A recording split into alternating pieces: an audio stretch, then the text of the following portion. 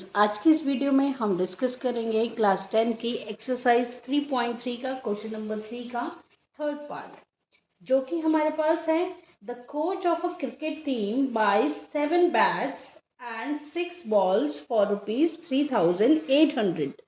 Later she buys 3 bats and 5 balls for ₹1,750. Find the cost of each ball and each bat. तो इस question में हमें दिया है कि जो कोच है क्रिकेट टीम का, उसने 7 बैट्स और 6 बॉल्स को खरीदा टोटल 3,800 में, और फिर लेटर ऑन उसने 3 बैट्स और 5 बॉल्स को खरीदा टोटल ₹1,750 में। तो हमें ईच बॉल और ईच बैट की कॉस्ट को फाइंड करना है। तो सबसे पहले हम लेट कर लेंगे, let the cost of each bat। एक बैट की कीमत को हमने ले लिया ₹X and cost of each ball is equal to ₹Y। तो एक बैट की कॉस्ट हमारे पास X है और दूसरे बैट बॉल की कॉस्ट जो है हमारे पास Y है। तो अकॉर्डिंग टू द क्वेश्चन, पहले पार्ट में, अकॉर्डिंग टू द क्वेश्चन, पहली कंडीशन में, फर्स्ट कंडीशन में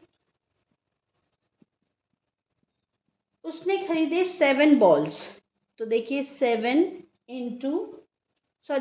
बैट्स, 7 इंटू एक्स मतलब कि 7x, प्लस 6 बॉल खरीदे, क्योंकि एक बॉल की कीमत y है तो 6 इंटू वाई, और टोटल उसने दिया 3,800। तो इसको इक्वेशन 1 हम कंसिडर कर लेंगे। सेकंड कंडीशन में उसने लिया 3 बैट्स, मतलब कि 3 इंटू एक्स plus 5 balls, 3y is equal to 1,750। तो ये हो जाएगी इक्वेशन 2। अब दोनों ही इक्वेशन को हम सब्स्टिट्यूशन मेथड से सॉल्व कर लेंगे। तो फ्रॉम इक्वेशन 1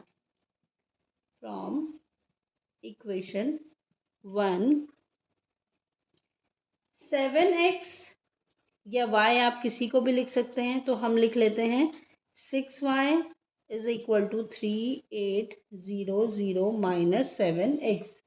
तो y की जो वैल्यू आएगी हमारे पास वो आ रही है 3,800 minus 7x upon 6।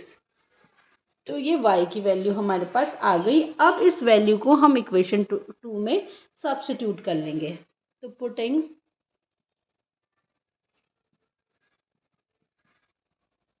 y is equal to 3,800 minus 7x upon 6 in equation second.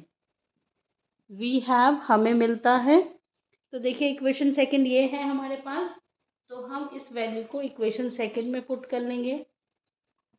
तो ये कुछ इस तरीके से हमारे पास आएगा 3x प्लस 5y की वैल्यू है हमारे पास 3,800 minus 7x upon 6 is equal to 1,750। तो ये वैल्यू हमने पुट कर ली है। अब हम इसको सॉल्व कर लेंगे। ये हो जाएगा हमारे पास 3x प्लस मल्टीप्लाई कर देंगे हम 5 से, पहले हम 3,800 को मल्टीप्लाई करेंगे, ये आएगा हमारे पास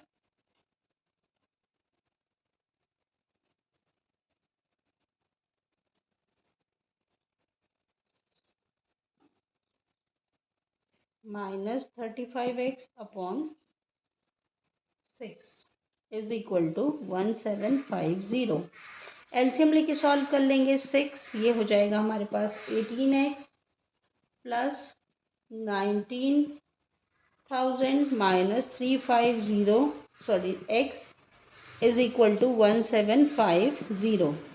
x को एक साथ सॉल्व कर लेंगे तो ये आ जाएगा हमारे पास minus 35x plus 18x plus 19,000 is equal to 1,750 into 6। तो ये हो जाएगा, इसको सॉल्व कर लेंगे हम, ये हमारे पास आएगा minus 17x is equal to, दोनों को मल्टीप्लाई कर लेंगे तो ये हो जाएगा हमारे पास -19,000। अगर हम इसको माइनस कर लेते हैं, -17x इज इक्वल टू -8500। ये कुछ इस तरीके से हमारे पास वैल्यूज आएंगी, माइनस से माइनस कट जाएगा, x is equal to 8500 upon 17। तो x की वैल्यू जो होगी हमारे पास होगी 500। तो x की वैल्यू हमारे पास आ गई, y की वैल्यू हम कैलकुलेट कर लेंगे। तो putting x is equal to 500, आप किसी भी इक्वेशन में पुट कर सकते हैं। इन इक्वेशन 2 वी हैव, हमें मिलता है, देखिए हमें क्या मिलता है, या हम क्या कर सकते हैं, जो हमने वैल्यू लिखी थी इन इक्वेशन, कौन सी इक्वेशन हमने लिखी थी, y इज इक्वल टू, जो हमने y की वैल्यू फाइंड करी थी 0 -7x अपॉन, ये हम इसमें वैल्यू को पुट करेंगे अपॉन 6। तो इसमें अगर आप क्या करोगे, x की वैल्यू को पुट कर लोगे तो हमारे पास ये हो जाएगा 3800 माइनस 7 इंटू 500, 7 इंटू 500 इज 3500। तो ये हो जाएगा 6। तो y इज इक्वल टू हमारे पास होगा,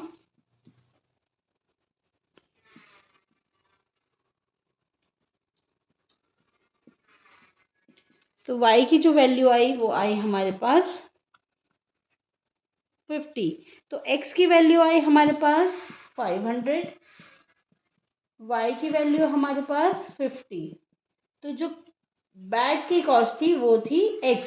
तो cost of bat x is equal to ₹500 और cost of ball y is equal to ₹50। Cost of each ball and each bat, ये कॉस्ट है हमारी ईच बॉल और ईच बैट की, जो कि हमारे पास 500 और ₹50 है। तो नेक्स्ट क्वेश्चन हमारे पास है क्वेश्चन नंबर 3 का पार्ट 4, जो कि कुछ इस तरीके से है। The taxi charges in a city consist of a fix charge with the charge for a distance covered. For a distance of 10 kilometers, the charge paid is rupees 105, and for a journey of 15 kilometers, charge paid is 155. What are the fixed charges and the charges per kilometer? How much does a person have to pay for traveling a distance of 25 kilometers? तो इस question में हमें दिया है कि एक जो taxi है वो फिक्स चार्ज और चार्ज कवर करती है डिस्टेंस के अकॉर्डिंग। तो 10 किलोमीटर के लिए जो उसने चार्ज पे किया था वो था 105, और 15 किलोमीटर के लिए जो चार्ज पे किया गया वो था 155। तो हमें बताना है कि फिक्स चार्जेस क्या थे और जो चार्जेस किलोमीटर के अकॉर्डिंग थे वो क्या थे, और अगर कोई पर्सन 25 किलोमीटर का डिस्टेंस ट्रेवल करता है तो उसको कितना चार्ज देना पड़ेगा। तो सबसे पहले हम इसमें लेट कर लेंगे, let the fix charge, let the fix charge is equal to ₹x and charge per kilometer, and charge per kilometer is equal to ₹y। तो जो फिक्स चार्ज है वो ₹x है और चार्ज पर किलोमीटर के अकॉर्डिंग वो है ₹y। तो अकॉर्डिंग टू द क्वेश्चन, जो हमारे पास फर्स्ट कंडीशन है, पहली कंडीशन में हमें 10 किलोमीटर के लिए, तो देखिए फिक्स चार्ज तो हमें दे नहीं है, और 10 किलोमीटर इंटू चार्ज कवर पर किलोमीटर, तो 1 किलोमीटर के लिए हम ₹y देते हैं, तो 10 किलोमीटर के लिए देंगे 10 into y is equal to हमें ₹105 देना पड़ा। इसको इक्वेशन 1 कंसिडर कर लेंगे। सेकंड कंडीशन में हमारे पास है, सेकंड कंडीशन में है कि हमें फिक्स चार्ज तो देना ही था और हम 15 किलोमीटर गए, तो 15 into y is equal to, और टोटल जो कॉस्ट पे किया गया वो किया गया 155. This is equation 2. तो अब हम क्या करेंगे, from equation 1 we have x की वैल्यू तो सब्स्टिट्यूट कर लेंगे. x is equal to 105 minus 10y. Putting x is equal to 105 minus 10y in equation second. We have, तो हम क्या करेंगे, x की वैल्यू को पुट कर देंगे. x की वैल्यू हमारे पास है 105 minus 10y plus 15y is equal to 155. y को साथ में सॉल्व कर लेंगे, नंबर्स को हम एक साथ सॉल्व कर लेंगे. तो ये कुछ इस तरीके से हमारे पास आएगा. ये हो जाएगा हमारे पास 5y, और ये जो नंबर है इसको हम RHS में लेके चले जाएंगे माइनस 105. तो y इज इक्वल टू, ये हमारे पास हो जाएगा 50/5 दैट इज 10. तो y की जो वैल्यू आई हमारे पास वो आई 10. अब हम क्या करेंगे, इस y की वैल्यू को, जो हमने x की वैल्यू फाइंड करी थी, यहाँ पे पुट करेंगे और x की वैल्यू निकल जाएगी. तो putting y is equal to 10 in x is equal to 105 minus 10y. तो y की वैल्यू हम 10 रख रहे हैं, जो हमने x की वैल्यू सब्स्टिट्यूट करी थी. और आप क्या कर सकते हो, इस y की वैल्यू को इक्वेशन 1 और 2 किसी में भी पुट कर सकते हो, या आप इसमें पुट कर सकते हो. आपकी x की वैल्यू आ जाएगी, x इज इक्वल हो जाएगा हमारे पास 105 minus 10 into 10 that is 100. x is equal to 105 minus 100. तो x की जो वैल्यू आई 5 आई. तो x की वैल्यू हमारे पास आ गई, y की वैल्यू हमारे पास आ गई. x हमारे पास क्या था, फिक्स चार्ज. तो जो हमने फिक्स चार्ज दिया होगा वो होगा ₹5, और चार्ज पर किलोमीटर जो देना था वो हो जाएगा ₹, y जो था वो हो जाएगा ₹10.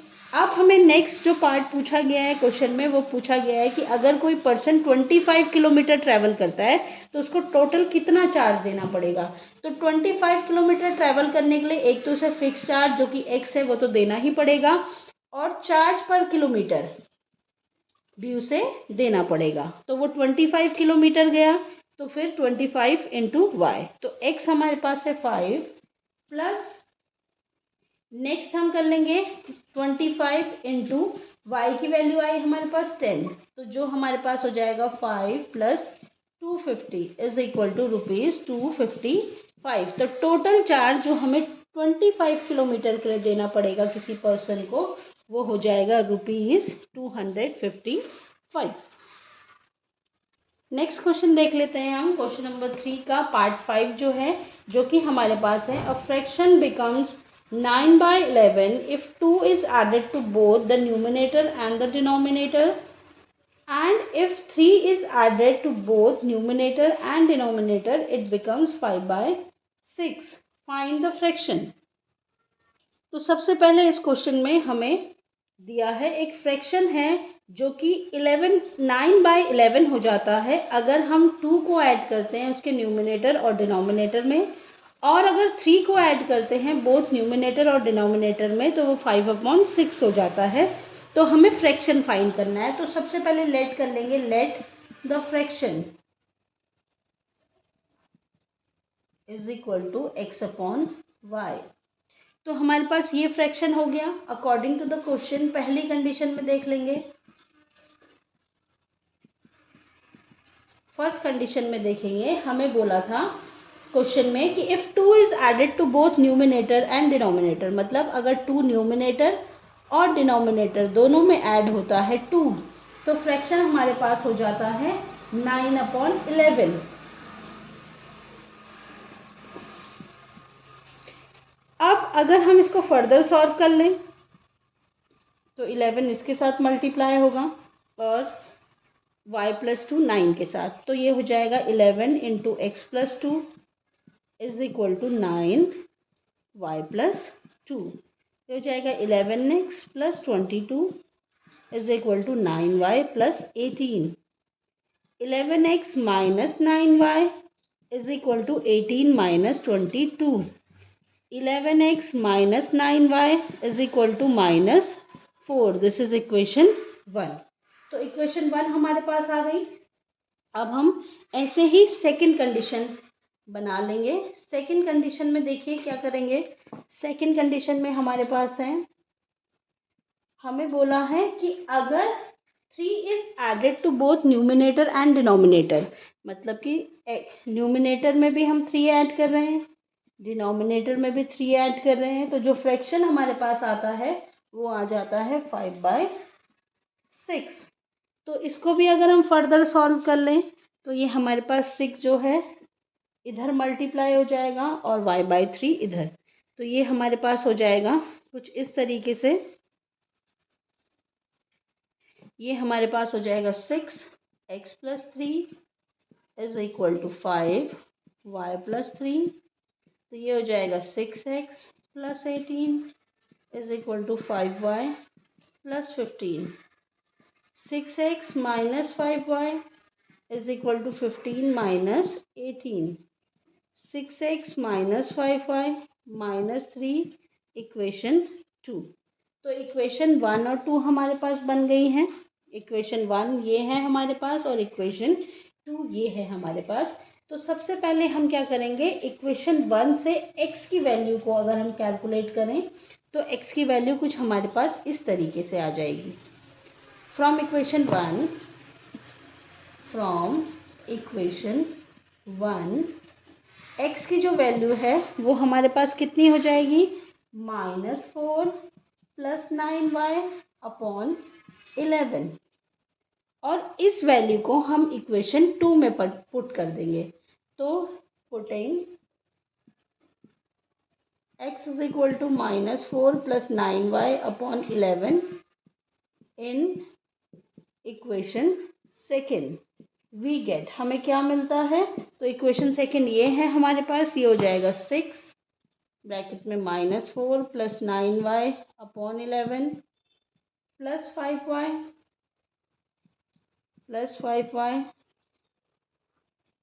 Sorry -5y is equal to -3। इसको हम फर्दर सॉल्व कर लेंगे। ये हमारे पास हो जाएगा -24 plus 6 into 9 is 54y upon 11 minus 5y is equal to -3। Solve कर लेंगे एलसीएम लेके। -24 plus 54y minus 55y is equal to -3। Cross multiply कर लेंगे। ये कुछ हमारे पास आएगा इस तरीके से, -24 प्लस माइनस और बड़ी डिजिट का साइन आएगा तो 54 minus 55 minus y is equal to 11 minus 3 into 11 33। तो ये हो जाएगा -y is equal to -33 plus 24। तो -y की जो वैल्यू आएगी हमारे पास आएगी -9। तो y is equal to 9। y की वैल्यू हमारे पास आ गई 9। अब इस y की वैल्यू को हम सब्स्टिट्यूट कर लेंगे किसी भी इक्वेशन में। तो putting y is equal to 9 किसी भी वैल्यू में कहीं पे भी हम पुट कर सकते हैं। तो ये हो जाएगा putting y is equal to 9 in, ये हो जाएगा हमारे पास x is equal to -4 plus 9y upon 11। हम इसमें y की वैल्यू को पुट कर रहे हैं तो ये हो जाएगा हमारे पास x is equal to -4 plus 9 into 9 upon 11। तो x is equal to -4 plus 81 upon 11। तो x की जो वैल्यू आएगी वो आएगी हमारे पास 77 अपॉन 11 दैट इज 7। तो x की वैल्यू आ गई हमारे पास, y की वैल्यू आ गई हमारे पास। y की वैल्यू आई थी हमारे पास 9। तो जो फ्रैक्शन हमारे पास था फ्रैक्शन एक्स अपॉन वाई वो हो जाएगा हमारे पास 7/9। क्वेश्चन नंबर 3 का जो हमारे पास 6 पार्ट है वो है हमारे पास 5 years hence the age of Jacob will be 3 times the age of his son. 5 years ago Jacob's age was 7 times that of his son. What are their present ages? तो बोला है 5 साल बाद जो जेकॉब की एज होगी वो अपने बेटे की एज के 3 गुना हो जाएगी, और 5 साल पहले जेकॉब की जो एज थी वो अपने बेटे की एज के 7 टाइम्स थी। तो हमें उनकी प्रेजेंट एजेस को लेट करना है। तो let the present age of Jacob is equal to x years and present age of his son is equal to y years. तो according to the question पहली कंडीशन में देखते हैं। फर्स्ट कंडीशन में हमें क्या दिया है? फर्स्ट कंडीशन में दिया है कि 5 साल बाद, तो 5 years hence की बात हुई है, 5 years hence। तो जेकॉब्स की एज कितनी हो जाएगी? Jacob's age will be x plus 5 years और his son's age will be y plus 5 years। और बोला है कि 5 साल बाद, तो बोला है जेकॉब की एज 5 साल बाद उसके बेटे की एज की 3 गुना हो जाएगी। तो जेकॉब की एज 5 साल बाद होगी x plus 5 is equal to 3x plus 5। Further इसे सॉल्व कर लेंगे। x plus 5 is equal to 3y plus 15। तो ये हमारे पास हो जाएगा x minus 3y is equal to 15 minus 5। तो इक्वेशन हमारे पास हो जाएगी x minus 3y is equal to 10, equation 1। Second condition में हमें बोला है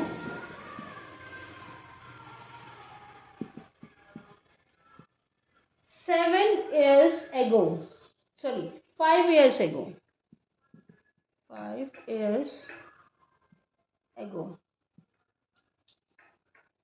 तो 5 years ago जेकॉब की जो एज होगी, जेकॉब्स एज वॉज, कितनी रही होगी उसकी एज से 5 कम, और his son's age is equal to y minus 5 years। और हमें कंडीशन दी है कि 5 साल पहले जेकॉब की जो एज थी उसके सन के एज की 7 टाइम्स थी। तो जेकॉब की एज 5 साल पहले x minus 5 उसकी सन की एज के 7 टाइम्स। तो x minus 5 is equal to 7y minus 35। ये हो जाएगा x minus 7y is equal to minus 35 plus 5। x minus 7y is equal to minus 30, equation 2। तो इक्वेशन 1 हमारे पास आ गई, इक्वेशन 2 हमारे पास आ गई। अब हम क्या करेंगे? फ्रॉम इक्वेशन 1 x की वैल्यू को सब्स्टिट्यूट कर लेंगे इक्वेशन 2 में। तो from equation 1 x is equal to 10 plus 3y। अब putting x is equal to 10 plus 3y in equation second, we get, हमें मिलता है x minus 7y x minus 7y is equal to minus 30 हमारे पास equation थी। तो x की value रख लेंगे 10 plus 3y minus 7y is equal to minus 30। सॉल्व हो जाएंगे y साथ में, minus 4y is equal to minus 30 और minus 10। -4y is equal to -40, minus से माइनस कैंसिल, y की जो वैल्यू आएगी वो आएगी 40/4, दैट इज़ 10। तो y की वैल्यू हमारे पास 10 आ गई। अब इस 10 को हम इस वाली इक्वेशन में रख लेंगे। तो देखिए, putting y is equal to 10 in x is equal to 10 plus 3y, तो ये हो जाएगा x is equal to 10 plus 3 into 10, तो x is equal to 10 plus 30, that is x is equal to 40 आ जाएगा। तो x जो थी प्रेजेंट एज थी जेकॉब की, तो present age of Jacob is equal to 40 years, और y जो था, जो कि हमारे पास 10 आया था, वो थी present age of his son. Present age of Jacob's son is equal to 10 years. तो दोनों की एज आ गई हमारे पास, एक की एज 40 ईयर जेकॉब की, और जेकॉब की सन की एज 10 ईयर्स।